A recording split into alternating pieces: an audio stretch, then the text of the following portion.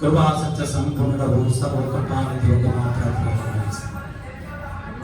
అయోగ్యులమైనటువంటి మమ్మల్ని ప్రేమించి గడిచిన పునరుద్ధాన దినం నుండి పునరుద్ధాన దినం వరకు నీ కృపలో భద్రపరిచి కాచి కాపాడి ఆదరించి పోషించి మన ప్రభు అయినటువంటి నజరేయుడైన యేసుక్రీస్తు వారి ఘనమైన నామమునకు మహిమ కలుగును గాక. ఆమేన్ ఆమేన్. మన ప్రభు అయినటువంటి యేసుక్రీస్తు వారి నామములో ఇప్పుడు వచ్చిన మీ అందరికీ నా హృదయపూర్వకమైనటువంటి వందనాలు తెలియజేస్తున్నాను. Praise the lord. హల్లెలూయా. ఈ దినమున ఒక ప్రత్యేకమైనటువంటి వర్తమానాన్ని పరిశుద్ధాత్మ దేవుడు మనకు అనుగ్రహించాడు. ఒక స్త్రీ గురించి పరిశుద్ధాత్మ దేవుడు బయలుపరిచినటువంటి ఒక అమూల్యమైనటువంటి మాటలను మనం విందాం. లోకములో ఉన్నటువంటి క్రైస్తవులందరికీ తెలిసినటువంటి ఒక స్త్రీ. ఆ స్త్రీని ఎవరు కూడా మర్చిపోలేదు. క్రైస్తవులు బ్రతికి ఉన్నంత కాలం కూడా ఆ స్త్రీని జ్ఞాపకం చేసుకుంటూనే ఉంటారు. క్రైస్తవులా ఎందుకు జ్ఞాపకం చేసుకుంటారంటే ఆ స్త్రీని మనుష్యులు ఎంపిక చేసుకోలేదు కానీ, మనుష్యులు ఏర్పాటు చేసుకోలేదు కానీ, సకల సృష్టికి ఆది సంభూతుడైనటువంటి దేవాది దేవుడే ఏర్పాటు చేసుకున్నాడు. ఆయన ఏర్పాటు చేసుకున్నాడు. ఈ లోకంలో ఎన్నో కోట్ల మంది ఉన్నారు. అయినా వారిని ఎవరిని ఏర్పాటు చేసుకోలేదు. ఈ స్త్రీని ఏర్పాటు చేసుకొని ఈ స్త్రీ సకల మానవులకు కూడా తల్లి అన్నాడు. ఏమన్నాడు? తల్లి అంటే మాత. క్రైస్తవులందరూ ఆమెను ఒక మాతగా చూస్తారు, ఒక తల్లిగా చూస్తారు. అంత ఉన్నతమైనటువంటి స్థితి ఎవరిచ్చారు? తండ్రి అయినటువంటి దేవుడు ఇచ్చారు. ఎవరు ఆ స్త్రీ? మేరీ మాత. మీ అందరికీ తెలుసు మేరీ మాత. ఆవిడందరికీ తల్లి. ఎందుకు తల్లి అయింది ఆవిడందరికీ? దైవ కుమారునికి తల్లి గనుక. దైవ కుమారునికి తల్లి గనుక యేసు ప్రభు వారి తల్లి గనుక. ఎందుకు దేవాది దేవుడు మరియనే ఎంపిక చేసుకున్నాడు, ఏర్పాటు చేసుకున్నాడు? ఇంకెవరు మరి అందరి పరిశుద్ధులు లేరా? మరి అందరి యోగ్యులు లేరా? అంత యోగ్యత కలిగినటువంటి స్త్రీ ఈ భూమి మీద లేదా?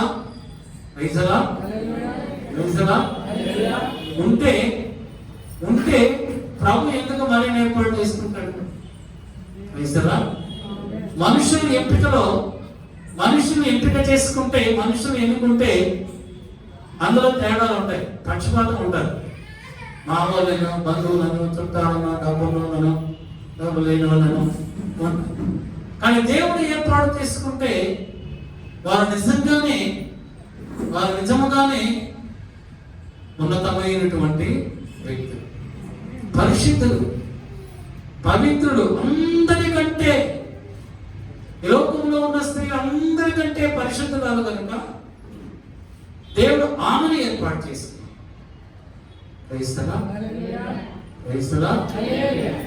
మరి జన్మ ధన్యమైంది. మరి మన జన్మ ధన్యమైనదేనా? హల్లెలూయా.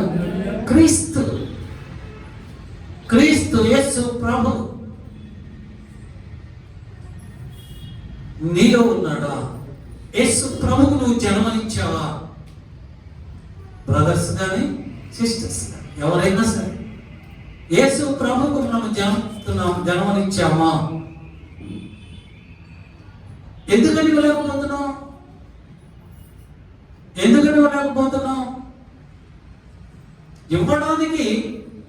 ఇవ్వడానికి మన దగ్గర అంత పరిశుద్ధత లేదు కదా. మనము ప్రభు దృష్టిలో అంత పరిపూర్ణమైన వారు కాము కనుక, పరిపూర్ణముగా ప్రభుకి ఇష్టానుసారముగా మనము జీవించటం లేదు కనుక, మనలో ఇంకనూ బలహీనతలు ఉన్నాయి కనుక. కానీ మరియలో ఏ బలహీనత లేదు. ఏ బలహీనత మరియలో లేదు. ఆమె పుట్టుక, ఆమె వంశము, ఆమె తల్లిదండ్రులు, ఆమె జన్మ పవిత్రమైనది, పరిశుద్ధమైనది గనుక దేవుడు ఆమెను ఏర్పాటు చేసుకున్నాడు. అలాగే యోసేపును కూడా, ఈ లోకములు ఎందరో యవనస్తులున్నారు, కానీ ప్రభు తండ్రి అయిన దేవుడు యోసేపును మాత్రమే ఎంపిక చేసుకున్నాడు. ఎందుకు? ఆయన వంశము, ఆయన తల్లిదండ్రులు, ఆయన జన్మము పరిశుద్ధమైనది కనుక. మన గృహములో ప్రభు నివసించాలి అంటే, మన గృహములో ప్రభు జన్మించాలి అంటే ఆ ఇంటిలో యోసేపు వంటి పురుషులు ఉండాలి, మరి వంటి స్త్రీలు ఉండాలి. అప్పుడే యేసు ప్రభు ఆ ఇంట్లో ఉంటారు.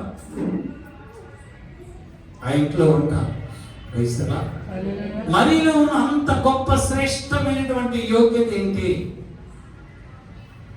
మరియ తల్లి ఎవరు, మరియ తండ్రి ఎవరు, ఆ వంశం ఏమిటి? యోసేపు తండ్రి ఎవరు, యోసేపు వంశం ఏమిటి? కొన్ని విషయాలు మనం నేర్చుకొని యేసు ప్రభు వారు ఆమెను మాత్రమే ఎంపిక చేసుకోవడంలోని ఔన్నత్యాన్ని మనం ధ్యానిద్దాం. ఈరోజు పరిశుద్ధాత్మ దేవుడు మీతో మాట్లాడుకోవచ్చున్నారు. ఆయన మాట్లాడిన ప్రతి మాటని మీరందరూ నాతో కలిసి మనం అందరం కూడా మన హృదయంలో భద్రపరుచుకుందాం. మరియ తండ్రి పేరు జోయాకీమ్. మరియ తల్లి పేరు ఏలి, ఏలి. జోయాకీము, ఏలి వారి యొక్క కుమార్తె మరియ వంశము యాజక వంశం. యాజకుడైనటువంటి అహరోను వంశంలో పుట్టినది మరియ. ఏ వంశము? అహరోను వంశం. యాజకుల యొక్క వంశము. యాజకత్వానికి మూల పురుషుడు అహరోను. ఆ అహరోను వంశమునకు యాజకుల వంశములో జన్మించింది మరియా. యోసేపు తండ్రి యాకోబు. అంతకుముందు దావీదు వంశము, యెష్షయి కుమారుడు దావీదు. ఆ వంశములోనే యాకోబు పుట్టాడు. యాకోబు కుమారుడు యోసేపు కుమారుడు మన ప్రభు అయిన యేసుక్రీస్తు. యోసేపు వంశము యోధా వంశం. యోధా వంశములోనే యోధా గోత్రపు సింహము పుడుతుంది. వేరే వంశములో పుట్టదు.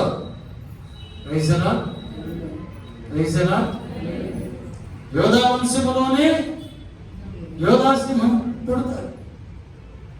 యోసేపు యోధా వంశములో శ్రేష్టమైన వాడు, పరిశుద్ధుడు.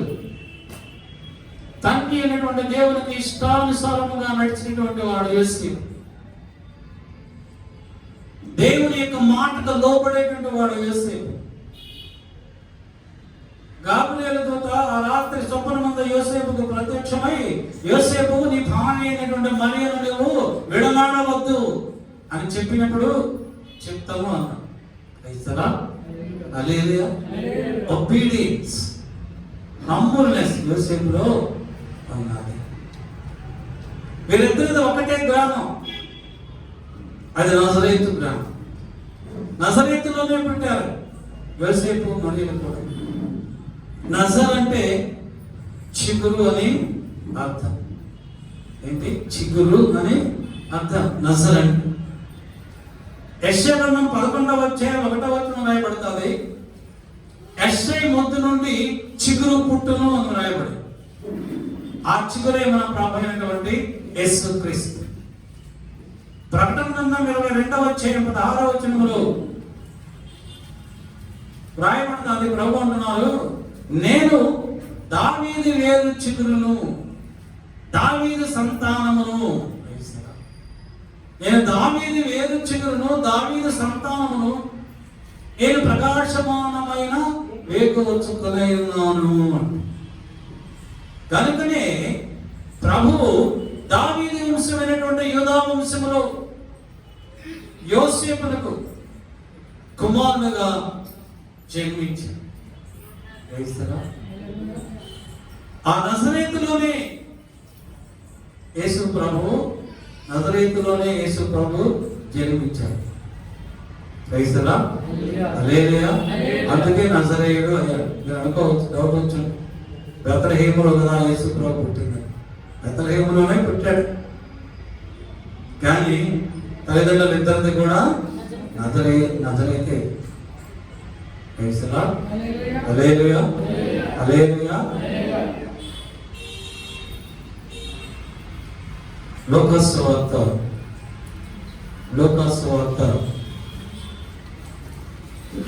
1వ అధ్యాయం 28వ వచనములో ఆ దూత లోపలికి వచ్చి ఆమెను చూచి, దయాప్రాప్తురాలా, నీకు శుభము, ప్రభువు నీకు తోడై ఉన్నాడని చెప్పాను. ఆ దూత అంటే ఎవరు? ఆ దూత గాబ్రియల్.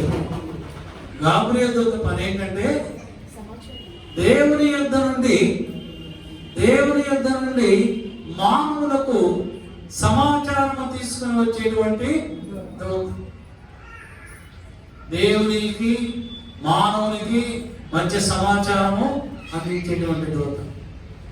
ఆ గాబ్రియల్ దూత మరైతే ఉంటుంది, నీవు దయాప్రాప్తురాలవు. ఎవరు నువ్వు? దయాప్రాప్తురాలవు, నీకు శుభము, ప్రభువు నీకు తోడై ఉండెను. ఎవరికి శుభము? ఎవరికి శుభము? ఎవరికి ప్రభువు తోడై ఉంటాడు? వాక్యాన్ని బాగా గమనించు. ఎవరికి ప్రభువు తోడై ఉంటాడు? ఎవరికి శుభము? ఎవరికి గ్రీటింగ్స్ చెప్తాడు ప్రభువు? ఎవరితో ఐయామ్ విత్ యు అంటాడు? ఎవరైతే దయాప్రాప్తులవుతారో. ఎవరి దయకు పాత్రలు అవుతారో, ఏ పురుషుడైనా ఏ స్త్రీ అయినా దేవుని చేత శుభము అని అనిపించుకోవడానికి, ప్రభు వారికి ఆ కుటుంబానికి తోడై ఉండడానికి, ఆ వ్యక్తి, ఆ పురుషుడు, ఆ స్త్రీ ప్రభు దయకు పాత్రురాలై ఉండ. ప్రభు దయకు, మనుషుల దయ కాదు. మనుషుల దయ అంటే ఈ లోకంలో ఏమైనా కొన్ని పొందవచ్చు, కానీ దేవుని దయ ఉంటే మనుషుల దయ ఉన్నా లేకపోయినా అన్ని కార్యములు ప్రభు నెరవేరుస్తున్నాడు. మరియా ప్రభు దృష్టిలో దయాప్రాప్తులు. అందుకే దేవుని యొక్క దూత గాబ్రియల్ దూత అంటుంది, దయాప్రాప్తురాలా, నీకు శుభము. నీవు దేవుని యొక్క దయను పొందుకున్నావు కనుక, దేవుని యొక్క దయ నీ మీద ఉంది కనుక, ఈ లోకంలో ఏ స్త్రీ మీద లేదు. ఈ లోకంలో మరియ జీవించిన దినాలలో ఉన్న స్త్రీలలో ఏ స్త్రీ మీద దేవుని దయ లేదు.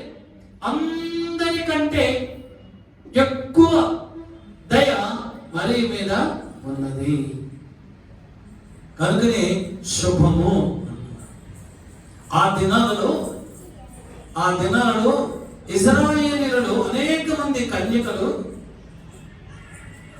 యెషయా గ్రంథం 7వ అధ్యాయం 14వ వచనములో యెషయా భక్తులు ప్రవచించినటువంటి ప్రవచనము, కన్యక గర్భము ధరించి కుమారుని కనులు అతనికి ఇమ్మానుయేలు పేరు పెట్టదనేటువంటి ప్రవచనం ఉంది. ఆ ప్రవచనాన్ని పట్టుకొని ఇజ్రాయెల్ దేశంలో అనేక మంది కన్యకలు ప్రభువుకు ఇష్టలుగా జీవించాలని ఎన్నో ప్రయత్నాలు చేశారు. కానీ అంతమంది ప్రయత్నం చేసినప్పటికీ కన్యకైనటువంటి మరియను మాత్రమే ప్రభు ఎంపిక చేసింది. ఎందుకంటే మరందరిలో కంటే మరి ఎక్కువ దయను కనికరమును పొందుకున్నటువంటి స్త్రీ. ప్రభు నీకు నాకు శుభము చెప్పాలి అంటే, ప్రభు మన కుటుంబాలకు తోడై ఉండాలి అంటే, మనమందరం కూడా మన దేవుని దయకు ప్రాప్తులుగా మనం ఉండాలి, పాత్రులుగా మనము ఉండాలి. అలా ఉండాలి అంటే మన జీవితాన్ని మనము కాపాడుకోవాలి, మన జీవితాన్ని మనము కట్టుకోవాలి, మన పరిశుద్ధతను మనము కట్టుకోవాలి. మన ప్రభువు దృష్టిలో ఆయన ఎంత నీతిమంతుడో, యథార్థవంతుడో, ఎంత నిష్కపటమైనటువంటి మనస్సు కలిగిన వాడో, అలాగనే నేను నీతిమంతులమై, యథార్థవంతులమై, నిష్కపటమై, ఏ దోషము లేని వారమై మనము జీవించినప్పుడు దేవుడు మన హృదయంలో నివసిస్తాడు, మన ఇంటిలో నివసిస్తాడు, మన జీవితంలో నివసిస్తాడు, మనతో ఉంటాడు, మనము ఆయనలో ఉంటాము. ఆయన దయకు పాత్రలు మనము అవుతాము. ఎవరు ఆయన దయకు పాత్రలు అవుతారు? ఎవరు ఆయన దయకు పాత్రలు అవుతారు? చదవండి విలాప వాక్యములు 3వ అధ్యాయం 25వ వచనాన్ని చదువుకుందాం. ఇర్మీయా ప్రవక్త ఏమంటున్నాడు చదవండి. విలాప వాక్యములు 3:20. తన్ను ఆశ్రయించు వారి ఎడల యెహోవా దయాళుడు, తన్ను వెదకు వారి ఎడల ఆయన దయ చూపువాడు. తను ఆశ్రయించిన వారి ఎడల ఆయన దయాళుడు. ఎవరైతే ప్రభుని ఆశ్రయిస్తారో, ఎవరైతే ప్రభు మీద మాత్రమే అనుకుంటారో, ఎవరైతే ప్రభు మీద మాత్రమే ఆధారపడతారో వారి ఎడల ఆయన దయను చూపించేటువంటి దేవుడు. రెండవదిగా ఎవరైతే ఆయన వెతుకుతారో, నా ప్రభు ఎక్కడ, నా ప్రభువు నేను చూడాలి అని ఎవరైతే ప్రభువును వెతుకుతారో వారి ఎడల ఆయన దయను చూపిస్తాడు. మొదటిగా ఆయన ఎవరైతే ఆశ్రయిస్తారో, ఆధారపడతారో ఆయన మీద, వారి భారం అంతా ఆయన మీద వేస్తారో వారి మీద ఆయనకు దయ కనికరము కలుగుతారు. ఎవరైతే ఆయన వెతకాలి ప్రభుని, నువ్వు వెతికితే ప్రభు నీ ఎలా దయ చూపిస్తాడు. వెతకటము అంటే ప్రభు సన్నిధిలో నీవు అభిషిక్తురాలవై పరిశుద్ధాత్మలో నువ్వు ప్రార్థన చేసినప్పుడు, మూలుగులతో నువ్వు ప్రార్థన చేసినప్పుడు ప్రభు నీతో మాట్లాడు. హల్లెలూయా. ప్రభువా నువ్వు నాతో మాట్లాడు, నీ స్వరమును నాకు వినిపించు, నీ వాక్కు నాకు వినిపించు, నీ ముఖ దర్శనం నాకు కలుగు చేయి, నేను చూడాలి, నేను ఆశపడుతున్నాను అని నువ్వు అభిషేకంతో ప్రార్థన చేస్తే, అన్ని భాషలతో ప్రార్థన చేస్తే ప్రభువు ఆయన ముఖ దర్శనాన్ని నీకు చూపిస్తాడు, ఆయన నీతో మాట్లాడతాడు, నీ యొక్క దయ కనికరము చూపిస్తాడు, నీకున్న ప్రతి బంధకములో నుంచి, సమస్యలో నుంచి సంపూర్ణమైనటువంటి విడుదల ఆయన నీకు దయచేస్తాడు. అంటే ప్రభు మనతో మాట్లాడాలంటే ముందు మనకి ఏం కావాలి? అభిషేకం కావాలి. ఆయన దయ పొందుకోవడం అంటే అంత తేలిక కాదు. ప్రభు సన్నిధిలో ఎన్నో దినములు ఉపవాసం ఉండి కన్నీరు కాచి ప్రార్థన చేసినప్పుడు, ఆయనను అభిషేకించినప్పుడు, ఆ అభిషేకములో అన్ని భాషలతో నువ్వు మాట్లాడినప్పుడు ప్రభు ఆ భాషను విని నువ్వు పెడుతున్నటువంటి నీ మొర, నీ ఆశ, నీ తృష్ణ ఆయన విని చూసి అప్పుడు ఆయన నీతో మాట్లాడతారా. ఎందుకంటే అన్ని భాషలు మాట్లాడు వాడు మనుషులతో కాదు కానీ వాడు దేవునితోనే మాట్లాడు. మనం దేవునితో మాట్లాడాలి. మనం దేవునితో మాట్లాడితే దేవుడు మనతో మాట్లాడతాడు. మనం దేవునితో మాట్లాడలేకపోతే దేవుడు మనతో మాట్లాడు. ఎందుకు మాట్లాడడు? నువ్వు ఆయనతో మాట్లాడలేదు కదా. నువ్వు మాట్లాడితే నువ్వేం మాట్లాడుతున్నావో ఆయన తెలుస్తుంది. ఇప్పుడు నేను మాట్లాడేటువంటి ఈ తెలుగు భాష మీ అందరికీ అర్థమవుతుంది కనుక నేను మాట్లాడేది మీకు అర్థమవుతుంది. నేను వేరే భాషలో మాట్లాడాను అనుకోండి, మీకు ఎవరికి అర్థం కాదు, అంతే కదా. మరి మీ అందరికీ అర్థం కావాలంటే మీ అందరికీ వచ్చిన భాషలో నేను మాట్లాడాలి. అలాగని ప్రభు మనతో మాట్లాడాలంటే ప్రభుకి అర్థమయ్యేటువంటి భాషలో మనం మాట్లాడాలి. మీరు అనుకోవచ్చు, అదేంటే గారు ఈ సృష్టిలో భాషలన్నీ ప్రభు సృష్టించినవి కదా, ఆయనకి తెలియదా? భాషలన్నీ ఆయనకి తెలుసు. కానీ మనము ఈ లోక సంబంధమైనటువంటి భాషలతో మాట్లాడుతున్నప్పుడు ఈ మాటలు ఈ లోకాధికారైనటువంటి అపవాదికి తెలుసు.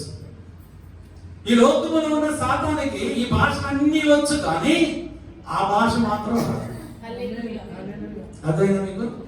ఈ లోకంలో ఎన్ని రకాల 100,000 భాషలు ఉన్నాయో ఈ భాషలన్నీ సైతానికి వచ్చు. కానీ ఈ అన్య భాషలు ఉన్నాయే, ఈ భాషలు ప్రభుకు మాత్రమే వచ్చు, సైతానికి రాదు. కనుక నువ్వు ప్రార్థన చేస్తున్నప్పుడు మనం మాట్లాడుకునే ప్రతి మాట కూడా అపవాదికి తెలుసు. కనుక నువ్వు దేని నిమిత్తమో, దేని కొరకు, ఎవరి కొరకు ప్రార్థన చేస్తున్నావో, విజ్ఞాపన చేస్తున్నావో అపవాదికి తెలుసు. కనుక ఆ ప్రార్థనని అపవాది డిస్టర్బ్ చేస్తాడు, ఆటంకపరుస్తాడు, ప్రభు దగ్గరికి వెళ్ళనివ్వదు. అదే నువ్వు అన్య భాషలతో మాట్లాడుతున్నప్పుడు ఆ భాషలు దానికి అర్థం కాదు కనుక దానికి మెంటల్ వచ్చేసి పారిపోతుంది.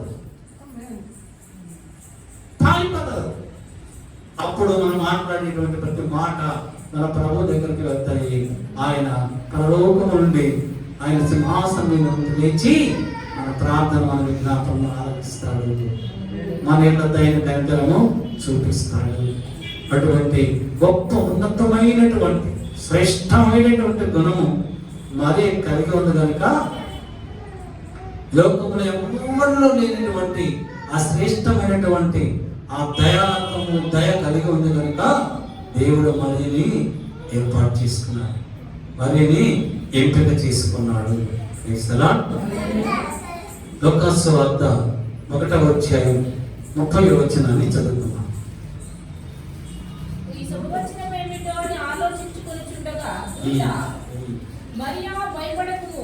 మరియా భయపడకము,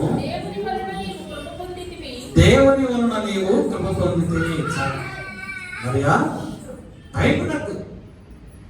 ఈ శుభవచనం ఏమిటో అని మరియలో ఆ కలవరము, భయం వచ్చినప్పుడు ఆ యొక్క గాబ్రియలు అంటుంది, మరియా భయపడద్దు. ఎందుకు భయపడద్దు? నువ్వు దేవుని వలన నీవు కృప పొందితివి. దేవుని వలన కృప పొందిన వారికి భయం ఉండదు. ఎందుకు భయం ఉండదు? దేవుని యొక్క కృప వారిని ఆవరించి ఉంటుంది. దేవుని యొక్క కృపలో, దేవుని యొక్క కృప వారి చుట్టూ ఆవరించి ఉంటుంది కనుక భయపడనక్కర్లేదు. అందుకే గాబ్రియలు అంటుంది, మరియా నువ్వు భయపడద్దు, నువ్వు దేవుని వల్ల కృప పొందావు, మనుషుల వల్ల కాదు నువ్వు కృప పొందింది, దేవుని వల్ల నువ్వు కృప పొందావు, నువ్వు భయపడద్దు. ఆదికాండం 6వ అధ్యాయం 8వ వచనంలో రాయబడినది, నోవహు యెహోవా దృష్టి యందు కృప పొందినవాడాయను. యెహోవా దృష్టి యందు కృప పొందినవాడాయను. నోవాకు ఒక్కడే ఆ దినాలలో 6వ అధ్యాయం 11వ వచనం చదవండి. భూలోకము దేవుని సన్నిధిని చెడిపోయి ఉండెను, భూలోకము బలాత్కారముతో నిండి ఉండెను. దేవుడు భూలోకమును చూచినప్పుడు అది చెడిపోయి ఉండెను. భూమి మీద సమస్త శరీరులు మార్గమును చెరిపివేసుకుని ఉండిరి.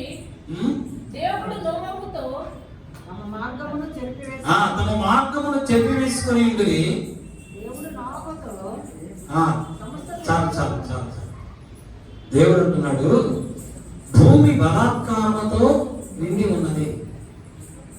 భూమిలో మనుషులందరూ కూడా చెడిపోయి ఉన్నారు కనుక నేను భూమి మీద ఉన్న సకల మానవులను కూడా నేను నాశనం చేస్తాను అని అంటున్నాడు.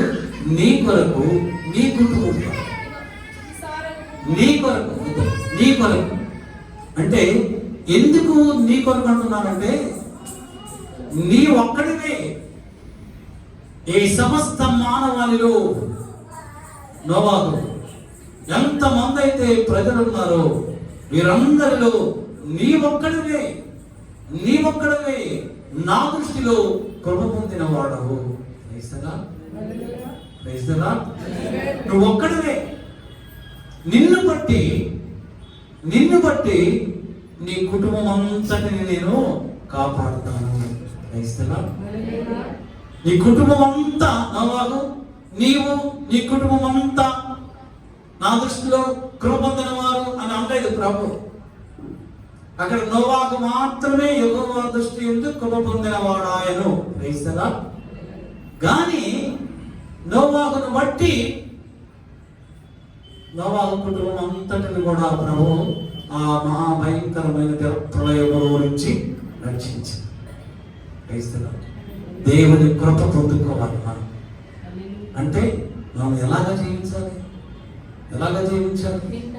దేవుని కృపకు పాత్రులయ్యేటట్లుగా జీవించాలి. దేవుని కృపను పొందుకునే వారిగా మనము జీవించాలి. ఆ దేవుని కృప మనం పొందుకుంటే దేవుడే నీతో ఉంటాడు. దేవుడే నీతో ఉంటాడు, నీలో ఉంటాడు, నీ ఇంటిలో ఉంటాడు. నీకు అన్ని శుభాలే జరుగుతాయి. ఎలియాజరు ఆ యొక్క బావి దగ్గర మోకాల్లోని ప్రభువుకు ప్రార్థన చేస్తున్నాడు. ప్రభువుకి కృతజ్ఞతాస్తుతులు చెల్లిస్తున్నాడు, థ్యాంక్స్ గివింగ్ చెప్తున్నాడు. ఎందుకు? అబ్రహాము తన ప్రధాన సేవకుడైన ఎలియాజర్ని తన కుమారుడైనటువంటి ఇస్సాకుకు భార్యను తీసుకురావడానికి ఆ ఊరు పంపించినప్పుడు, ఆ సిరియా దేశాన్ని పంపించినప్పుడు ఎలియాజరు ఆ బావి దగ్గరకు వచ్చి మనసులో అనుకుంటూ ఉన్నాడు, నిజముగా నా యజమాని దేవుడు నా యజమానికి తోడై ఉంటే ఈ బావిలోని నీరు చేదుకోవడానికి వస్తున్నటువంటి స్త్రీ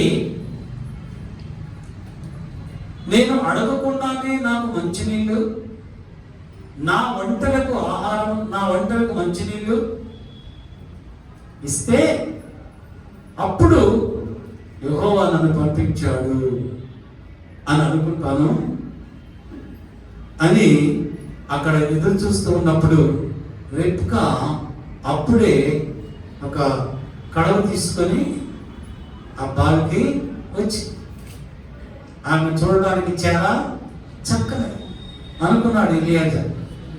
ఈ స్త్రీ అయి ఉంటుందిలే, చాలా బాగుంది అని అనుకున్నాడు. ఆ రెబ్కా వచ్చి బావిలో దిగుడు బావులు ఉంటాయి. మీరు చాలా మంది తెలుసు తెలియదు కానీ పెద్దవాళ్ళందరికీ తెలుస్తుంది, ఈ కొత్త వాళ్ళకి తెలియదులేండి యవనస్తులకి. ఆ దిగుడు బావులకు పెట్టుంటే ఎలా దిగుడు లోపలికి వెళ్ళి తన కడవలైనా నీళ్ళు ఉంచుకొని రెక్క పైకి వచ్చి తన పాటికి తాను వెళ్ళిపోయి అక్కడున్న ఎలియాజరును చూసి ఎలియాజరు దగ్గరికి వెళ్ళి త్రాగుడికి నీళ్లు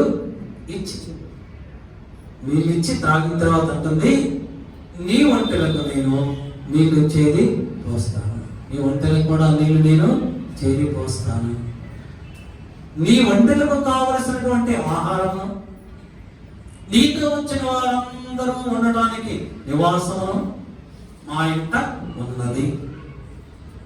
ఏం చెప్పింది? మీకు మంచినీళ్ళు తాగు, మీ వంటలకు నేను మంచినీళ్ళు పోస్తాను, మీ వంటలకు కావాల్సిన ఆహారం గడ్డి అందిస్తాను నేను, తర్వాత మీతో వచ్చిన వారందరికీ కూడా ఆహారమును మరియు నివాసము కూడా నేను కల్పిస్తాను, మా ఇంట్లో ఉన్నది అని చెప్పి. క్రైస్తలా హల్లెలూయా. ఒక్కొక్క వంటే 100 లీటర్లు తాగుతుంది నీళ్ళు. నేను 100 లీటర్లు, అప్రాక్సిమేట్లీ 10 వంటలు అంటే 1000 లీటర్లు. ఎవరన్నా దిగులు వాళ్ళు దిగి 1000 లీటర్లు అంటే ఎన్ని పండుగ పోయాలి అంటే అక్కడ రెబ్కాకు శ్రమ పడేటువంటి జీవితము, కష్టపడేటువంటి జీవితము, సోమరితనం ఆమెలో లేదు. సోమరితనం లేదు. ఏ స్త్రీకైతే కష్టపడేటువంటి స్వభావం ఉంటుందో ఆ స్త్రీ ఆశీర్వదింపబడతారు, ఆ కుటుంబం ఆశీర్వదింపబడతారు, ఆ కుటుంబం దేవునికి ఇష్టమైనటువంటి కుటుంబంగా ఉంటుంది. అయిపోయిన తర్వాత ఇప్పుడు ఎలియాజరు మోకరించి ప్రభువుకు ప్రార్థన చేస్తున్నాడు. ఎందుకు? తన ఉద్దేశం అక్కడ నెరవేరింది. తన యజమానుడు పంపించినటువంటి కార్యము నెరవేరింది కనుక అప్పుడు మోకరించి ప్రార్థన చేస్తున్నాడు. నా యజమానుడికి తన కృపను సత్యమును చూపుట మానలేదు. అంటే తన యజమానుడికి దేవుడు తన కృపను సత్యమును చూపించాడు. వేసరా లేదా? అబ్రహాంకి దేవుడు తన కృపను సత్యమును చూపించాడు. కనుకనే దేవుడు అంటున్నాడు, నేను అబ్రహాము దేవుడను. వేసరా? నేను అబ్రహాము దేవుడను, నేను యాకోబు దేవుడను, నేను ఇస్సాకు దేవుడను అన్నా. నిన్న శనివారం సాయంత్రం ఒక 10 మంది వచ్చారు, మిగతా ఎవరు రాలేదు. దయచేసి వచ్చే శనివారం రావడానికి ప్రయత్నించండి. మీరు ప్రయత్నిస్తే వస్తారు. ఎందుకంటే శనివారం కూడా ఆదివారం కంటే, ఈరోజు కంటే మరి శ్రేష్టమైనటువంటి వాక్యాన్ని ప్రభు ఇస్తారు. తెలుస్తారా? నిన్నటి దినమున ఆదికాండం 28వ అధ్యాయం 15వ వచనంలో దేవుడు యాకోబుతో అంటాడు, నువ్వు వెళ్ళి మార్గమంతట్లో నేను తోడేయండి, నిన్ను కాపాడుచు తిరిగి మరలా నీ దేశములకు నేను రప్పించదను. నీ మార్గమంతట్లో నేను నీకు తోడై ఉంటాను, నిన్ను కాపాడుతాను. అంత మాత్రమే కాదు కానీ మళ్ళా తిరిగి నీ దేశానికి నిన్ను రప్పిస్తాను. ఎవరి సన్నిధి నుంచి నువ్వు ఈ లోకంలోకి వచ్చావో ఆ దేవుడు, ఈ లోకంలో నిన్ను పంపించిన దేవుడు నీకు తోడై ఉండి నీవు మళ్ళా ఆయన సన్నిధిని చేరే వరకు, ఆయన మార్గం అంతటిలో ఎన్ని కష్టాలు వచ్చినా, ఎన్ని బాధలు వచ్చినా, ఎన్ని వ్యాధులు వచ్చినా వాటన్నిటినీ జయింపచేస్తూ నిన్ను పరిశుద్ధపరుస్తూ తిరిగి మరలా ఆయన సన్నిధికి నిన్ను తోడుకొని వెళ్తాడు. క్రైస్తరా? ఈ వాక్యాన్ని నేను సాయంత్రం చెప్పాను. క్రైస్తరా? కనుక శనివారం కూడా రావడానికి ప్రయత్నించండి. ఇంట్లో ఎప్పుడు పనులు ఉంటాయి, పనులు ఎవరికి? అందరికీ పనులు ఉంటాయి. కానీ దేవుని మందిరాన్ని మాత్రం మీరు విడిచిపెట్టవద్దు. ప్రభు మనతో మాట్లాడతాం. మనం బలపరిచేటువంటి దేవుడు మన దేవుడు. ఆ దేవుడే నేను అబ్రహాము దేవుడు అన్నాడు. అబ్రహాము దేవుడు అన్న దేవుడు అబ్రహాముకి తన కృపను సత్యమును చూపించాడు. గాబ్రియల్ దూత మరియతో ఉంటుంది, మరియా దేవుని వలన కృప పొందుకుంది. దేవుని వలన కృప పొందుకున్నది కనుకనే దేవుడు మరియని ఎంపిక చేసుకున్నాడు. మూడవదిగా లోకస్వార్త 1వ అధ్యాయం 38వ వచనాన్ని చదువుకుందాం. అందుకు మరియా, ఇదిగో ప్రభువు దాసురాలను, నీ మాట చొప్పున నాకు జరుగును గాక. ఇదిగో ప్రభువు దాసురాలను, నీ మాట చొప్పున నాకు జరుగును గాక. ప్రభు ఏ మాట అయితే చెప్పాడో, ప్రభువా నువ్వు ఏ మాట అయితే చెప్పావో, ఏం చెప్పాడు ప్రభు? ఏం చెప్పాడు ప్రభు? ఇదిగో పరిశుద్ధాత్మ వలన నీవు గర్భము ధరిస్తావు, సర్వోన్నతుడైన దేవుని కుమారుడు పిలువబడతాడు, నీకు కుమారుడు పుడతాడు. మరి తన కన్యక ఎలాగ ఒప్పుకుంటుంది? కన్యక గర్భవతి అయితే ఆ తర్వాత జరగబోయే విపరీతమైనటువంటి పరిస్థితులు అందరికీ తెలుసు.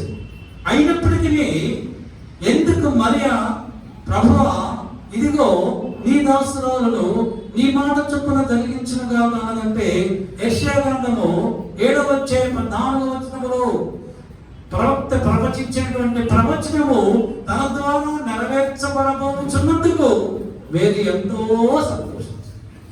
అక్కడ ఏముంది? కన్యక గర్భము ధరించి కుమారుని కనులు, అతనికి ఇమ్మానుయేలు అని పేరు పెట్టుదురు. ఆ ప్రవచనము ఆ సమయంలో మరియకు జ్ఞాపకముగా వచ్చింది. వచ్చి వెంటనే ప్రభు మాటకు సరెండర్ అయిపోయింది. నీ దాసురాలను అంటుంది, అంతేగాని మరి గర్వము రాలేదు. నేను యేసు ప్రభుకి జన్మనిస్తున్నాను, దేవుని కుమారునికి తల్లిని కాబోతున్నాను అనేటువంటి గర్వం మరియలో లేదు. మరి తను తగ్గించుకుంది. అది గొప్ప ధన్యతగా భావించింది, గొప్ప యోగ్యతగా భావించింది. ప్రభు ఇచ్చినటువంటి అత్యున్నతమైనటువంటి బహుమానముగా ఎంచుకున్నది మరియా. అందుకే తను తగ్గించుకున్నది. నీ దాసురాలను నీ మాట చొప్పున జరుగును గాక. క్రైస్తరా ప్రభువు మనల్ని, మన బిడ్డల్ని, మన కుటుంబాలను కూడా అభివృద్ధి పరచాలి అంటే, ఉన్నతమైనటువంటి స్థితిలో ఉంచాలి అంటే, ఉండాలి అంటే మనము మరిలాగా తగ్గించుకోవాలి. ప్రభు సన్నిధిలో తగ్గించుకోవాలి. ఆ సుంకరంటున్నాడు, నేను దేవాలయంలోనికి వెళ్ళుటకైనను యోగ్యత లేని వాడనని దేవాలయము వెలుపల రొమ్ములు కొట్టుకొనొచ్చు ఆకాశం వైపు కళ్ళెత్తుటకైనను యోగ్యుడును కాదు. దేవాలయంలోనికి వెళ్ళి పూజించడానికి యోగ్యుడును కాదు. అసలు నేను ఆకాశపు సింహాసనముగా కలిగిన సర్వోన్నతుడైనటువంటి దేవుని వైపు చూడటానికి కూడా నేను యోగ్యుడును కాను అని తాను తగ్గించుకున్నాడు. అంతగా తగ్గించుకున్నాడు కనుక ప్రభు అంటున్నాడు, అతని కంటే ఇతడు, ఆ పరిశీలన కంటే ఈ సుంకరి నీతిమంతుడు. సుంకరిలాగా నిన్ను తగ్గించుకోవాలి. దావీదు మహారాజు అంటాడు 22వ కీర్తన 6వ వచనంలో, నేను పురుగును, నేను నరుణ్ణి కాదు అన్నాడు. నేను అసలు మనిషినే కాదు, ఐఎమ్ యు వామ్. నేను పురుగుని, నేను నరుణ్ణి కాదు ప్రభువా అని తగ్గించు. అందుకనే దేవుడు దావీదుని ఉన్నతమైనటువంటి సింహాసనం మీద కూర్చొని, ప్రభువా ఎంతగా నీవు నన్ను హెచ్చించుటకు, నా కుటుంబం ఏ పాటిది, నేను ఎంతటి వాడను. 2వ సమూయేలు గ్రంథం 7వ అధ్యాయం 18వ వచనం. మోషే అంటున్నాడు నిర్గమకాండం 4వ అధ్యాయం 10వ వచనంలో, ప్రభువా నేను నోటి మాంద్యము కలిగిన వాడను, నాలుగు మాంద్యము కలిగిన వాడను, నేను నత్తి వాడను, నేను మాట్లాడలేను ప్రభా, నాకు మాటలు రావు, నన్నెందుకు ఈ ప్రజలైన ఇశ్రాయేలీయులకు నాయకుడుగా ఉండి ఐగుప్తులో నుండి కనాను దేశంలో తోడుకొనడానికి ఏర్పాటు చేసుకుంటున్నావు, నాకు అసలు మాటలే రావు అంటున్నాడు మోషేకి మాటలు రావా? మోషేకి మాటలు రావా? అపొస్తలుల కార్యములు 7వ అధ్యాయం 22వ వచనంలో స్టెఫన్ అంటాడు, ఐగుప్తులో విద్యలన్నిటిలో ప్రావీణ్యుడు మోషే, మాట్లాడుట యందు బహునేర్పణ కలిగిన వాడు, ప్రావీణ్యత కలిగిన వాడు. అంత ప్రావీణ్యత కలిగిన వాడు ప్రభు సన్నిధిలో అంటున్నాడు, ప్రభువా నేను నోటి మాంద్యము నాలుగు మాంద్యము కలిగిన వాడును, నేను నత్తేవాడు అన్నాడు. ఎందుకన్నాడు? మనకున్నటువంటి జ్ఞానము, మనకున్న తెలివితేటలు మనకే సరిపోతాయి, కానీ అన్ని లక్షల మంది నడిపించడానికి సరిపోదు. కనుకనే మోషే తను తాను తగ్గించుకున్నప్పుడు ప్రభు అంటున్నాడు, మోషే నరుడికి మనుషులకి మాటలు నేర్పించిన వాడును నేను కాదా, నేనే మనుషులకు మాటలు నేర్పింది, నేనే నీకు తోడైనప్పుడు నువ్వెందుకలాగా నిన్ను తగ్గించుకుంటావు? మనము హెచ్చించబడాలి అంటే మనము తగ్గించుకున్నప్పుడే. హల్లెలూయా. అబ్రహాము అంటున్నాడు, ప్రభువా నేను బూడిదయు, నేను ధూళియు బూడిదయు అయి ఉన్నాను. ఏమంటున్నాడు? 18:27 ఆదికాండము అబ్రహాము అంటున్నాడు, నేను బూడిద ధూళి అయి ఉన్నాను అంటున్నాడు. తను తాను తగ్గించుకుంటున్నాడు అబ్రహాం. Praise the Lord. దేవునికి ఆతిథ్యం ఇచ్చినటువంటి గొప్ప వ్యక్తి అబ్రహాం. దేవుని ద్వారా అబ్రహాము విశ్వాసమునకు వీరుడని దేవునికి పిలిపించుకున్నటువంటి అబ్రహాము ప్రభు సన్నిధిలో, ప్రభువా నేను బూడిదని ధూళిని అంటున్నాడు, తను తాను తగ్గించుకుంటున్నాడు. కనుకనే దేవుడు అంటున్నాడు, నేను అబ్రహాము దేవుడను. దేవుడు నిన్ను నన్ను అటువంటి సాక్ష్యం ఇవ్వాలి. అటువంటి సాక్ష్యం ప్రభు మన గురించి ఇస్తే దేవుడు మనకు తోడై ఉన్నట్లు. మరియా తను తాను తగ్గించుకొని, ఇదిగో నీ దాసురాలను ఈ మాట చొప్పున జరుగునుగాక అని తను తాను తగ్గించుకునేటువంటి స్వభావం ఉంది. కనుకనే దేవుడు మరి అత్యున్నతమైనటువంటి స్థానాన్ని ఇచ్చాడు. లూకాసు వార్త 1వ అధ్యాయం 46వ వచనాన్ని చదువుతాం.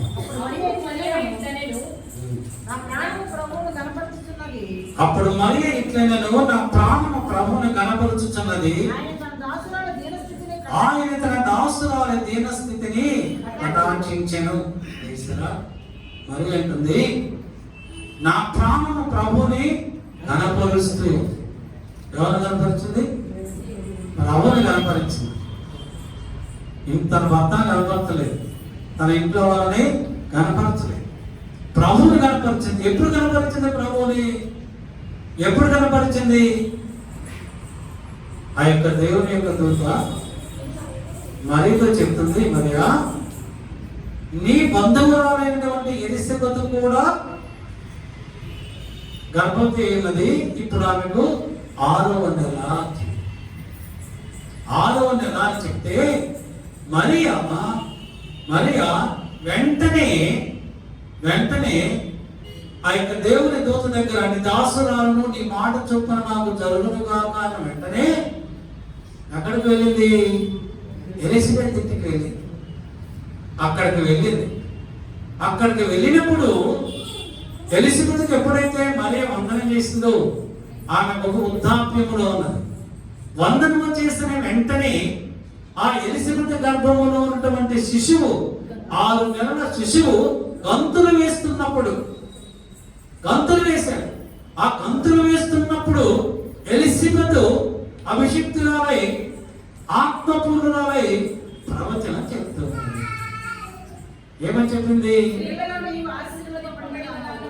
స్త్రీలలో నీవు ఆశీర్వదింపబడిన దానవు, నీ గర్భఫలము ఆశీర్వదింపబడును. నా ప్రభువు తల్లి నా యొద్దకు వచ్చుట నాకెలాగూ ప్రాప్తించెను? ఇదిగో నీ శుభవచనము నా చెవిన పడగానే నా గర్భములోని శిశువు ఆనందముతో గంతులు వేసెను. అప్పుడు అంటున్న మరియా, నా ప్రాణము ప్రభువుని కనపరుచుచున్నది. ఆ ఆశీర్వాదకరమైనటువంటి ప్రవచనములు ఎప్పుడైతే తన బంధువైనటువంటి ఎలిజబెత్ ద్వారా విన్నదో అప్పుడు మరి అంటుంది, నా ప్రాణము ప్రభువుని కనపరుచుతున్నది. క్రైస్తవ మరి మీ ప్రాణములు ప్రభువును కనపరుస్తున్నాయా? ప్రభువు మిమ్మల్ని ఎన్నో రెట్లు ఆశీర్వదించి ఎన్నో ఆశీర్వాదాలు ఇచ్చాడు మీ కుటుంబాలు. అన్ని ఆశీర్వాదాలు పొందుతున్న నువ్వు నీ ప్రాణము ప్రభువును కనపరుస్తుందా? ఒకసారి ఆలోచించండి. మన ప్రాణము ప్రభు యొద్ద నుండి మేలుడు ఉపకారములు ఎన్నో పొందుతున్న మనము ప్రభుని మన ప్రాణాత్మక శరీరములతో కనపరచాలి. ఎలాగా? నా ప్రాణము ప్రభుని కనపరుస్తుంది, మనము ప్రభుని కనపరుస్తాం. ఎలాగా? మన పెదవులతో కనపరుస్తున్నాం, ప్రభు అదక్కర్లే. వాళ్ళు చూస్తున్నారని ఏం చూస్తున్నారని మనం ప్రభుని కనపరిస్తే అది ప్రభు అక్కర్లేదు. ఈ మనుష్యులు తమ పెదవులతో కనపరుచుచున్నారు కానీ తమ హృదయం ద్వారా కనపరుచుతారు. ప్రభుకి మన హృదయం అంటే మన ప్రాణము ప్రభుని కనపరిచినప్పుడు ప్రభు మనం చూసి సంతోషిస్తాడు. ప్రభుకి ఇష్టమైన వారిగా మనల్ని ఎంపిక చేసుకుంటాడు. దావీదు అంటున్నాడు 118వ కీర్తన 28వ వచనములో, నీవు నా దేవుడవు, నేను నిన్ను కనపరుస్తాను. నువ్వు నా దేవుడు ప్రభు, నిన్ను కనపరుస్తాను. ఎందుకంటే ఎక్కడో ఆ పొలంలో గొర్రెలు కాచుకుంటున్నటువంటి నన్ను ఇజ్రాయేలుకి రాజుగా చేసి కనుక నేను నిన్ను కనపరుస్తున్నాను. హల్లెలూయా, హల్లెలూయా. 1 సమూయేలు గ్రంథం 2వ అధ్యాయం 30వ వచనంలో ప్రభు అంటున్నాడు, 1 సమూయేలు గ్రంథం 2వ అధ్యాయం 30వ వచనంలో, నన్ను కనపరచువారిని నేను కనపరచెదను. నన్ను తృణీకరించువారు తృణీకరింపబడుదురు. ఎవరైతే ప్రభుని కనపరుస్తారో ప్రభు కూడా వారిని కనపరుస్తారు. నువ్వు ప్రభుని ఎంతగా పొగుడుతావో, ప్రభుని ఎంతగా స్తుతిస్తావో, ఎంతగా కనపరుస్తావో ప్రభు నిన్ను నీ కుటుంబాలను అంతగా హెచ్చిస్తావు.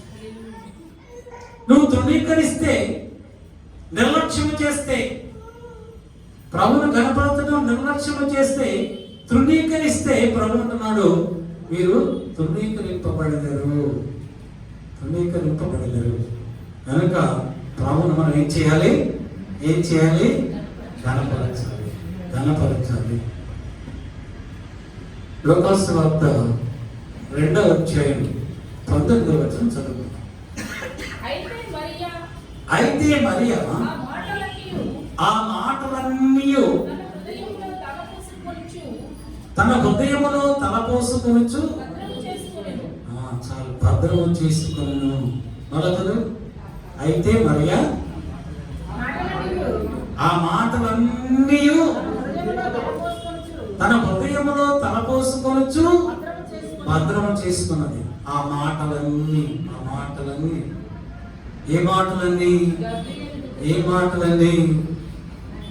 మాటలన్నీ యేసుని గూర్చి చెప్పినటువంటి, యేసుని గూర్చి ఆ గొర్రెల కాపరులు చెప్పినటువంటి మాటలన్నింటినీ తన హృదయములో భద్రం చేస్తాడు. మరి దేవుని వాక్యాన్ని మన మీ హృదయంలో భద్రం చేసుకుంటున్నారా? దేవుని మాటలన్నీ మీ హృదయంలో భద్రం చేసుకుంటున్నారా? Praise the Lord. ఆ గొర్రెల కాపరులు ఏం చెప్పారు? మరికి ఏం చెప్పారు? యేసు ప్రభువును చూడడానికి వెళ్ళి ఆ మరియతోటి, యోసేపు తోటి, అక్కడికి ఎవరైనా ఉంటే వాళ్ళతో అంటున్నారు, ఇదిగో రాత్రి వేళ మేము గొర్రెల కాచుకుంటూ ఉన్నప్పుడు దేవుని యొక్క దూత వచ్చి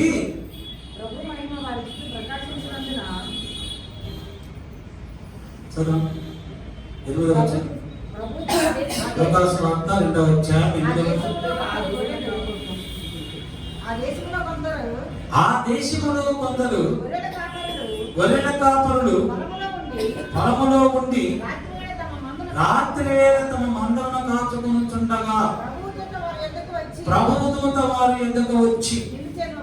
విలిచెను. ప్రభు మహిమ ప్రభు మహిమ వారి చుట్టూ ప్రకాశించినందున మిక్కిలి భయపడిరి. వారు మిక్కిలి భయపడిరి. అయితే ఆ దూత భయపడకుడి, భయపడకండి, ఇదిగో ఇదిగో ప్రజలందరికీ కలగబోవు శుభవర్తమానము మీకు తెలియజేస్తున్నాను. ఇదిగో దావీదు పట్టణమందు రక్షకుడు మీ కొరకు పుట్టి ఉన్నాడు. ఈయన ప్రభు అయిన క్రీస్తు సత్రములో పొత్తిగుడులతో ఒక తొట్టిలో పొరబెట్టి ఉన్నాడు అని ఆ మాటను చెప్పుచూ ఉన్నప్పుడు, వీళ్ళు వినుచూ ఉన్నప్పుడు పరలోక దేవుని దూతల సైన్య సమూహము వచ్చి సర్వోన్నతమైనటువంటి స్థలములలో దేవునికి మహిమయు తనకిష్టులైన వారికి భూమి మీద సమాధానము కలుగునుగాక అని గొప్ప స్వరముతో చెప్పుట వింటివి. విన్నారు. వారు విని వాళ్ళ దగ్గరే ఉంచుకోకుండా ప్రభును చూడడానికి వెళ్ళి ప్రభుని చూసి అక్కడున్న వారందరితో చెప్తూ ఉంటే మరియా ఆశ్చర్యపడి విభ్రాంతులై ఆ మాటలన్నింటినీ కూడా తన కుమారుడి గురించి చెప్పుచున్న మాటలన్నింటినీ కూడా ఆమె హృదయంలో భద్రం చేసుకోవాలి. దేవుడు చేసిన కార్యములన్నీ కూడా మర్చిపోకూడదు. మనం ఏం చేస్తామంటే మర్చిపోతాం. ఎప్పుడైతే నువ్వు మర్చిపోయావో అప్పుడే దేవుని ఎడల కృతజ్ఞతా భావం నీకు ఉండదు. దేవుని ఎడల కృతజ్ఞతా భావం నీకు ఉండదు. దేవుడు చేసిన మేలు నువ్వు మర్చిపోకుండా నీ జ్ఞాపకం ఉంటే, నీకు గుర్తుంటే దాన్ని నువ్వు జ్ఞాపకం చేసుకుని ప్రభువుకు నిత్యము కృతజ్ఞతాస్తుతులు చెల్లిస్తావు. నిత్యము ప్రభువునందు భయభక్తులుగా నువ్వు జీవిస్తావు. ఆ భయము, భక్తి, కృతజ్ఞత నీకు లేదంటే దేవుడు నీకు నీ కుటుంబంలో చేసినటువంటి ఆ మేలుని, ఆ ఉపకారమును మర్చిపోయావు అన్నమాట. అయితే మరియా ఆ మాటలన్నిటినీ కూడా తన హృదయంలో భద్రం చేసుకున్నది.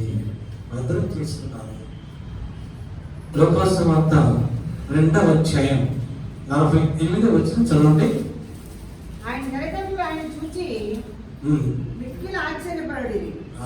మిక్కిలి ఆశ్చర్యపడ్డారు. ఎందుకు ఆశ్చర్యపడ్డది మరియా?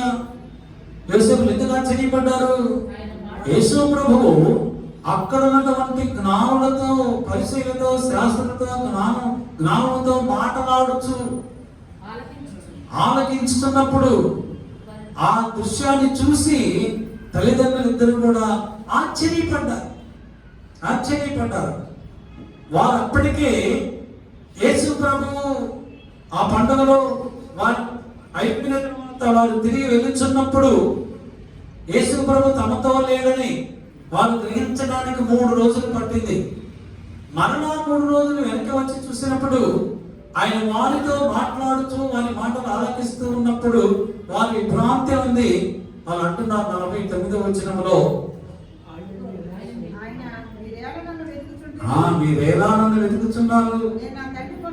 నేను నా తండ్రి పనుల మీద ఉండవనని మీరు ఎరుగరా? మరి అంటుంది కుమారుడితోటి, నా కుమారుడా నువ్వు ఇక్కడ ఉన్నావా? నేను వెతుక్కుంటూ తిరుగుతున్నావు. నువ్వు కనిపించలేదని మేము దుఃఖపడుతున్నాం, మేము ఏడుస్తున్నాం, మేము కన్నీరు కారుస్తున్నాం, మేము బాధపడుతున్నాం. నువ్వు ఇక్కడ వీరితో కలిసి ఉంటున్నావు, వీరు మాట ఆలోచిస్తూ ఉన్నావు అంటే ప్రభు అంటున్నారు, మీరెందుకు నన్ను వెతుకుతున్నారు? నేను నా తండ్రి పనుల మీద ఉంటానని మీరు ఎదుగురా? మీకు తెలీదా? అంటే నేను నా తండ్రి పనుల మీద వచ్చానని, నేను వచ్చిన ఉద్దేశం ఏమిటో యేసు ప్రభు ముందుగానే మరియా యోసేపులకి చెప్పాడు. ఇప్పుడు యేసు ప్రభు వయసు 12 సంవత్సరాలు రాయబడింది అక్కడ. అంటే 12 సంవత్సరముల వయసులోనే ప్రభు వారు తల్లిదండ్రులకి తాను ఏమై ఉన్నాడో, ఎందుకు వచ్చున్నాడో, తన పనేంటో తల్లికి తండ్రికి చెప్పాడు కనుక ఇప్పుడు అంటున్నాడు, మీరు ఎందుకు వెళ్తున్నారు? మీకు చెప్పాను కదా, మీకు తెలుసు కదా నా తండ్రి పని మీద నేను ఉంటానని. క్రైస్తలా అయితే ఆ 51వ వచనంలో రాయబడుతుంది, మరియా ఆ మాటలన్నీ తన హృదయంలో భద్రం చేసుకున్నాడు. క్రైస్తలా ప్రభు చేసిన కార్యాలన్నీ కూడా మరియ తన హృదయంలో భద్రం చేసుకున్నది. మరియ స్వభావం ఏమిటంటే మేలు చేసిన వారిని మర్చిపోయే స్వభావం కాదు. మేలు పొంది విడిచిపెట్టి వేసేటువంటి స్వభావము కాదు. వాటన్నింటినీ హృదయంలో భద్రపరుచుకునేటువంటి స్వభావం మరియది. అందుకే దేవుడు మరియని ఎంపిక చేసుకున్నాడు. అందుకే దేవుడు మరియని తన తల్లిగా ఎంపిక చేసుకున్నాడు. నేను చేసిన కార్యములన్నీ నా తల్లి తన హృదయంలో భద్రంగా దాచుకుంటాను. మనం కూడా ప్రభు మన కుటుంబంలో మనకు చేసినటువంటి కార్యములన్నీ కూడా, ఆశీర్వాదాలన్నీ కూడా మనం ఆ హృదయంలో భద్రపరచుకో. ఒకవేళ నీవు భద్రపరచుకోలేకపోతే, నీకు జ్ఞాపకం అనుకున్నప్పుడు నువ్వేం చేస్తావంటే ఒక చిన్న డైరీ పెట్టి ఆ డైరీలో ఎప్పుడు ప్రభు నీకు నీ బిడ్డలకి ఏ మేలు చేశాడో, ఉపకారం చేశాడో రాసుకో. దేవుడు నీకు పెన్ ఇచ్చాడు, పుస్తకం ఇచ్చాడు, కొనుక్కోడానికి డబ్బులు ఇచ్చాడు. ఇవన్నీ రాసుకో. ఏ రోజు ఎప్పుడు ప్రభు నీతో మాట్లాడాడు, నీకు ఏ గొప్ప కార్యం చేశాడు అని రాసుకుంటే నీకు తీరిక సమయంలో నువ్వు అవన్నీ చదువు, అవన్నీ కూడా మననం చేసుకో. ఒకసారి అవన్నీ జ్ఞాపకం చేసుకుంటే దేవుడు ఒక్కొక్క మేలు, ఒక్కొక్క ఆశీర్వాదంలో నుంచి ప్రభు నీతో మాట్లాడతాడు. ప్రభు నీతో మాట్లాడతాడు. మన ప్రభు మాట్లాడేటువంటి దేవుడు.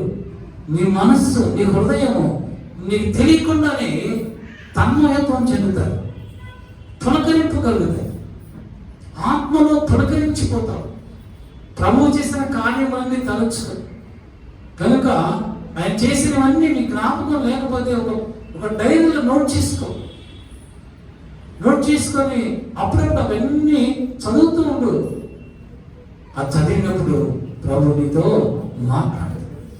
నీ జీవితంలో గొప్ప వెలుగు ప్రకాశిస్తుంది.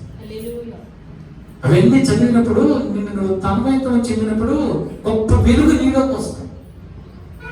ఆ వెలుగు నిన్ను జీవింపచేస్తుంది. ఆ వెలుగు నిన్ను ప్రభు మార్గంలో నడిపిస్తుంది. క్రీస్తులా హల్లెలూయా, హల్లెలూయా. తరువాత మరొకటి చదవండి. మరియకు విజ్ఞాపన చేసేటువంటి స్వభావము ఉన్నది. యోహాను సువార్త 2వ అధ్యాయం 3వ వచనాన్ని చదువుకుందాం. అక్కడ ద్రాక్షారసం అయిపోయినప్పుడు యేసు తల్లి వారికి ద్రాక్షారసం అయిపోయినదని ఆయనతో చెప్పగా, ఆ పెళ్లి విందులో సంతోషం ఇచ్చేటువంటి ద్రాక్షారసం అయిపోయినప్పుడు అక్కడంతా నిశ్శబ్దమైనటువంటి వాతావరణం. అక్కడ ఇప్పుడు సంతోషం లేదు. పెళ్లి జరుగుతున్నది కానీ, పెళ్లి విందే కానీ అక్కడ సంతోషము, ఆనందము లేదు. ఆ సమయంలో వారు వచ్చి మరియతో చెప్పినప్పుడు మరియా వారి పక్షముగా కుమారుని ప్రభుకి విజ్ఞాపన చేస్తూ ఉన్నది. కుమారుడా, ఇక్కడ అందరూ నిస్పృహతో ఉన్నారు, ఆనందం లేదు, సంతోషం లేదు, కనుక వారికి నువ్వు సంతోషం కలిగించేది అని విజ్ఞాపన చేస్తుంది. ప్రతి క్రైస్తవునికి కూడా, బ్రదర్స్ అండ్ సిస్టర్స్ అందరికీ కూడా విజ్ఞాపన చేసేటువంటి అనుభవము కావాలి. ఒకరి బాధలకు ఒకరు, ఒకరి అవసరాలకు ఒకరు ప్రభువుకు విజ్ఞాపన చేసుకోవాలి. సంఘంలో ఉన్న వారందరూ ఒకరి అవసరం కొరకు ఒకరు, ఒకరి సమస్యల కొరకు ఒకరు ప్రభువుకు విజ్ఞాపన చేసేటువంటి అనుభవం ఉండాలి. ఎప్పుడు మన కొరకి, నేను, నా భార్య, నా పిల్లలు, వీళ్ళని ఎలాగైనా ప్రభు ఆశీర్వదిస్తారు. నువ్వు ప్రార్థన చేసినా చేయకపోయినా నిన్ను నీ కుటుంబాన్ని ప్రభు ఆశీర్వదిస్తాడు. కానీ నీవు ఎప్పుడైతే నీ సహోదరుల పక్షంగా, నీ సహోదరుల పక్షముగా, సమస్యలతో ఉన్న వారి పక్షముగా, పేదవారి పక్షముగా నువ్వు విజ్ఞాపన చేస్తావు, అప్పుడు దేవుడు నీ విజ్ఞాపన బట్టి వారికి మేలు చేస్తాడు. అలాగని నీ కుటుంబాన్ని ఇంకా బహుగా ఆశీర్వదిస్తాడు, అభివృద్ధి పరుస్తాడు, ఫలింపచేస్తాడు. మన కుటుంబాలు ఫలభరితమైనటువంటి కుటుంబములుగా ఆశీర్వదింపబడతాయి. విజ్ఞాపన అనుభవం మరిలో ఉన్నది. చివరిగా యోహాను సువార్త 19వ అధ్యాయం 25వ వచనంలో రాయబడుతుంది. ప్రభువు వారు ఆ కలువరి సెలవులో ఉన్నప్పుడు, ఆయన సెలవు వేసినప్పుడు మరి కూడా కుమారుని దగ్గరే చివరి క్షణం వరకు తన కుమారునే అంటి పెట్టుకుని ఉన్నది. తన కుమారుని విడిచి వెళ్ళి ప్రభువునే అంటి పెట్టుకుని, కుమారుని మరణము వరకు కూడా ప్రభువునే అంటి పెట్టుకుని ఉన్నది. ప్రభువుని విడిచిపెట్టేటువంటి స్వభావము మరియకి లేదు. ఎవరైతే మరణము వరకు నమ్మకముగా ఉంటారో వారికి దేవుడు జీవ కిరీటము ఇస్తాడు. కుమారుని మరణము వరకు మరి అక్కడే శిలువ దగ్గర అలానే ఏడుస్తూ కన్నీటితో అక్కడ ఉంటే ప్రభు తన తల్లి కన్నీటిని చూసి తల్లిని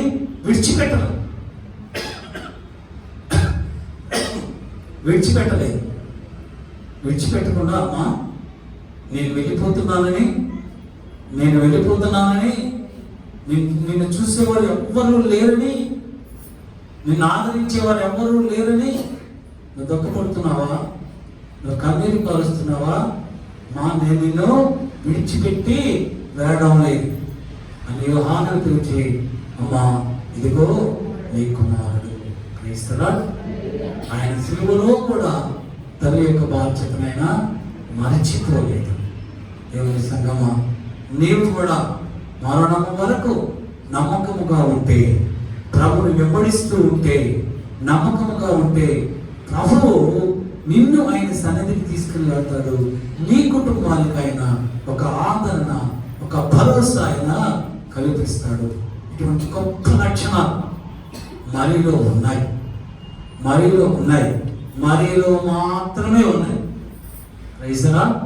మరియలో మాత్రమే ఉన్నాయి, ఇంకెవరిలో లేవు.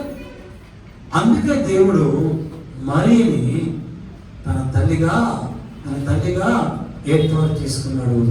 ఈరోజు లోకంలో ఉన్న వారందరూ కూడా మేరీ మాత, క్రైస్తవుడికి ఏమైనా ఒక మాతగా పేరునిగా కలిగినది. మీకు ఎన్ని పాయింట్ చెప్పాను. మొట్టమొదటిగా మరియా ప్రభువు దయ పొందుకున్నది. రెండవదిగా ప్రభువు యొక్క కృప పొందుకున్నది. మూడవదిగా నేను నీ దాసురాలను అని తను తాను తగ్గించుకున్నది. నాలుగవదిగా ప్రభునామమును ఘనపరిచింది. ఐదవదిగా దేవుని సంగతులు, దేవుని వాక్యం అంతటినీ తన హృదయంలో భద్రపరుచుకున్నది. తర్వాత చివరిగా విజ్ఞాపన అనుభవం కలిగి ఉన్నది. మరణము వరకు కూడా ప్రభుని వెంబడిస్తున్నది. ఎవరిలో అయితే ఈ గుణములన్నీ ఉంటాయో, ఈ మంచి లక్షణములన్నీ ఉంటాయో, దేవుడు వారిలో ఉంటాడు, ఆ కుటుంబంలో ఉంటాడు. కలిగించినటువంటి ఉన్నతమైనటువంటి స్థానాన్ని ఆ కుటుంబాలకు అనుగ్రహిస్తాడు. అటువంటి అనుభవం, జీవితం ప్రభువు మనందరికీ అనుగ్రహించినట్టు ఈ వాక్యం ద్వారా ప్రభువును ఆశీర్వదించున్నాం. ఆమేన్. తలవంచండి, ప్రార్థన చేసుకుందాం. కృపా సత్య సంపన్నుడవు, మహాపరిశుద్ధుడు, మహాగణుడు, ఈ పునరుద్ధాన దినమందు ప్రభా నీకు మాత్రమైనటువంటి ప్రభా మరి తల్లి మా ముందు ఉంచావనైనా నీకు స్తోత్రాలు. మరి నీవెందుకు ఏర్పాటు చేసుకున్నావు, నీ తల్లిగా అంగీకరించావు, ఆమెలో ఉన్నటువంటి అత్యున్నతమైనటువంటి ఆ లక్షణములు ఏమై ఉన్నావో అవన్నీ కూడా విపులంగా పరిశుద్ధాత్మ దేవుని ద్వారా మాతో మాట్లాడావు ఆయన. విన్నటువంటి వాక్యములు మా హృదయంలో భద్రపరుచుకొని మరి ఇలాగా జీవించేటువంటి ఆ అనుభవాన్ని, జీవితాన్ని ప్రభా నా సంఘ బిడ్డలందరికీ మీరు అనుగ్రహించి మీరే మహిమ పొందుతున్నామని యేసు పరిశుద్ధ నామములో అడుగుతూ వేడుకుంటూ పొందుతున్నాను మా పరలోకపు పరమ తండ్రి. ఆమేన్. ఆమేన్.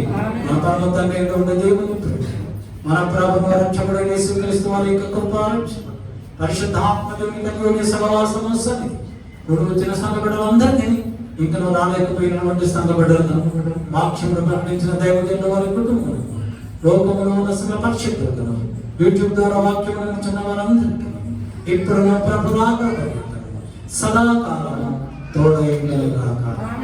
ఆమేన్. ఆమేన్. హల్లెలూయా. హల్లెలూయా. హల్లెలూయా. Praise the lord.